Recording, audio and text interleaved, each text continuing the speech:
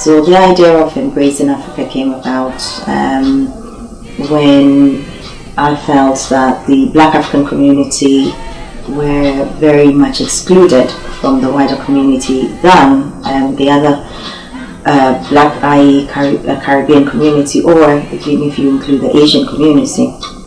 So what needs to be done to help or to develop this community move forward in terms of identifying the social mobility? But we needed a start, and I think Embracing Africa answered a lot of questions around that. Today we're at the Embracing Africa Music and Food Festival.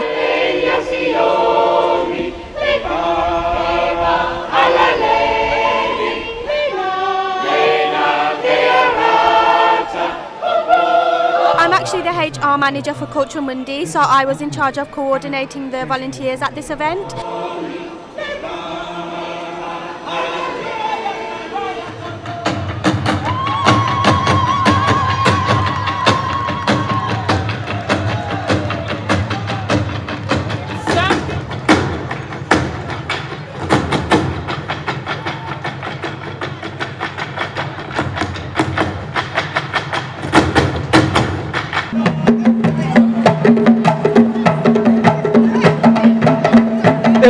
Hey, kids, you can get involved as well.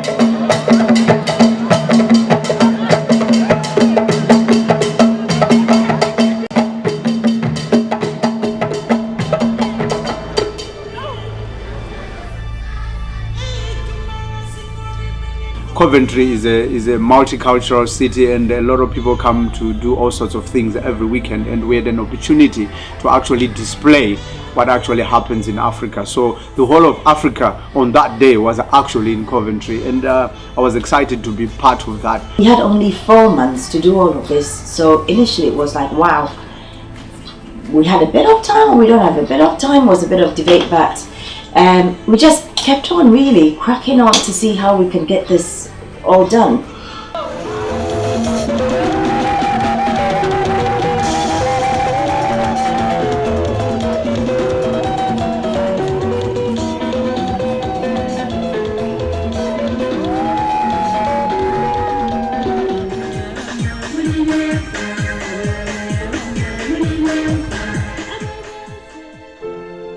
We decided to showcase kings and queens from Africa.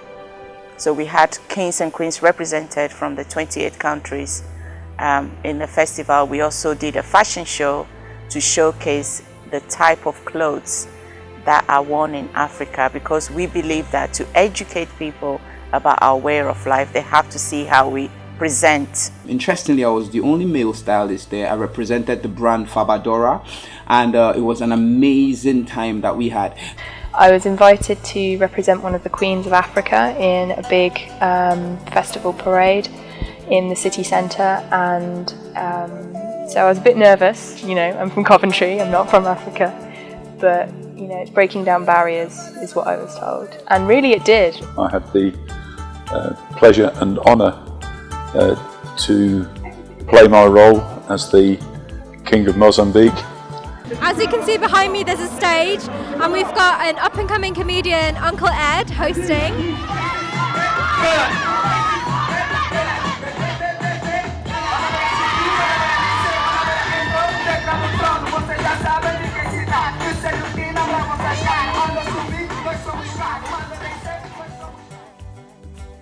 The whole experience, especially for the children who didn't know about Africa, or they just think about animals associated with Africa and they forget about the people in Africa. So it was quite an experience for the young ones as well. It was all in all very wonderful experience. The dancing and the food, people were flocking to get African food from different parts of the world, of Africa. It was wonderful.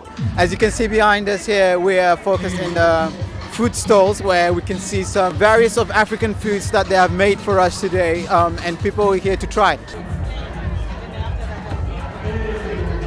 I'll start with red oil.